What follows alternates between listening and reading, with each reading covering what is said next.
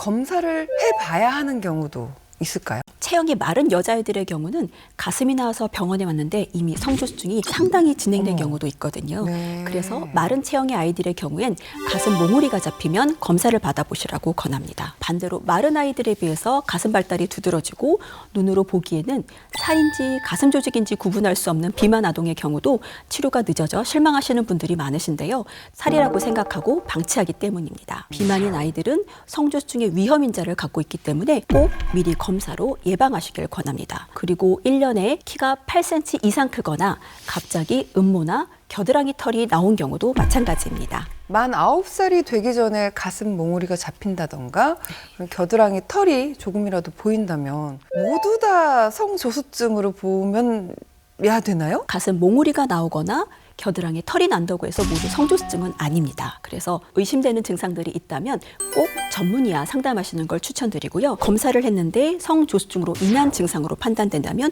치료를 하는 게 맞습니다. 주변에 아이들이 요즘에 성조숙증에 걸린 아이들이 많다라는 얘기를 정말 많이 들었고 또 풍문도 그래서 되게 많았었거든요. 이건 그렇지 않았을까라고 했던 그 풍문들을 풀어보도록 하겠습니다. 두유나 유제품, 달걀을 많이 먹으면 성조숙증이 빨리 오나요? 그렇지 않습니다.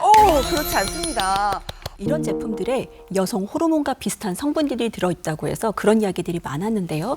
하지만 음식으로 성조수증이 유발되려면 생각보다 굉장히 많은 양을 먹어야 하는 것이라서 두유나 유제품을 섭취한다고 해서 성조수증이 빨리 오는 건 아닙니다.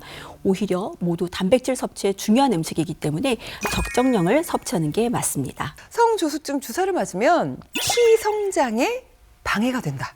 역시 그렇지 않습니다. 그렇지 않습니다. 오, 다행이다. 네, 성조수증은 사춘기 변화가 일찍 나타나기 때문에 성조수증 초기에는 키가 잘 커서 좋아하시는 분들도 많습니다. 하지만 성장판이 빨리 닫히기 때문에 치료하지 않으면 결국 최종 키는 작아집니다. 성조수증 억제 주사를 맞게 되면 사춘기 전 정도로 1년에 4 내지 8cm만 커서 주사를 맞기 전보다 덜 크는 것처럼 느낄 수 있지만 성장판이 빨리 닫히는 것을 막아줘서 키가 크는 시간을 오히려 벌어주는 것이기 때문에 최종 성인 키는 치료 전보다 더 커지게 됩니다. 다만 억제 정도에 따라서 1년에 4cm 이하로 작게 크는 경우도 있기 때문에 이러한 경우에는 성장 호르몬 치료를 같이 사용하기도 합니다. 부모님들이 성조숙증이었다면 혹시 자녀한테도 생길 수가 있나요? 이렇습니다.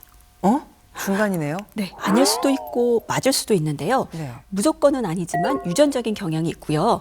최근에는 성조수증과 관련된 유전적 변이에 대한 연구도 이루어지고 있습니다. 부모님이 성조수증이 있었다면 위험 인자가 하나 있는 것이므로 주의해야 됩니다. 아기 때 저체중으로 태어난다면 성조숙증을 더 조심해야 된다. 맞습니다. 맞아요? 네. 아니 저체중으로 태어난 것도 서러운데 성조숙증을 조심해야 된다고요? 출생 시 체중이 가벼울수록 이를 따라잡기 위해서 몸에 여러 가지 변화가 일어나는데 이런 것들이 성조수증을 유발한다고 알려져 있습니다. 저체중으로 태어나면 아이를 더 많은 사랑으로 보살피면서 키워야겠네요.